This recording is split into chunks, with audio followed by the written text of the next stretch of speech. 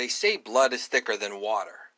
And when Maura Murray went missing along that cold, dark stretch of road in New Hampshire on February 9th, 2004, friends and relatives began jumping to the defense of loved ones as their names popped up among a suspect list that grew longer by the day. Well, at least for all but one.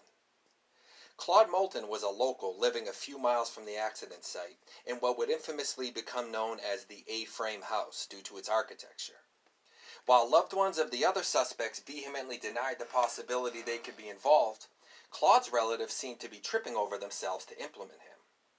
Claude's brother Larry gave Fred Murray a rusty knife and outright told him this was the knife his brother had used to kill her.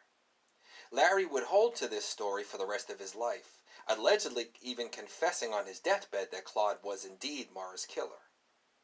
Fred Murray would mail this knife to New Hampshire State Police and incredibly have it mailed back to him.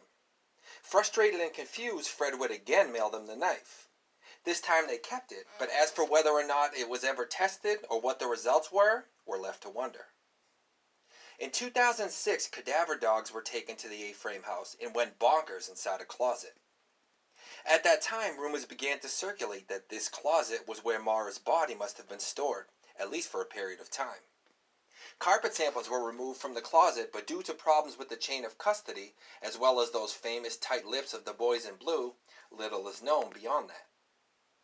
By 2014, the house being vacant was allowing vagrants and case sleuths alike to enter as they pleased, and many amateur independent investigators managed to get inside and conduct investigations of their own. This turned up wood chips from the closet said to test positive for male and female blood, but alternate reports say the DNA may have been too degraded to test. Either way, there seems to be no confirmation on who the blood may belong to.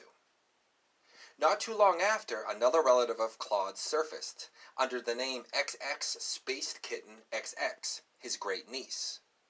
Like Larry, she had little to say of her great uncle that was good, calling him creepy, a violent man who beat someone to a pulp with a metal pole once, and claiming Claude had made comments he knew where to hide bodies. In response to a question by Redditor Folkstop, Claude's great niece, whose identity has been independently verified, suggested she believes Claude could have put Maura's body in a car and had it crushed. Interestingly, Claude did and still does work for Jetstar Auto, a New Hampshire repair shop that does have car crushing capabilities. Allegedly, he may even be a silent partner in the establishment. In a February 7th, 2020 interview that Fred and Kurt Murray gave to local Hanson, Mass. Radio station WATD's Christine James, Fred announced he was currently following up on 2 leads, one of which involved Maura possibly being crushed in a car by someone who worked where cars are crushed and has been a suspect since the very beginning. This is undoubtedly Claude. Whether or not he is guilty is anyone's guess at this point, but it doesn't bode well for you when your own family seems to believe your guilt. Even more curiously, his girlfriend at the time is said to strongly resemble Maura. But until we know more, Claude is just another name on the list. What do you think?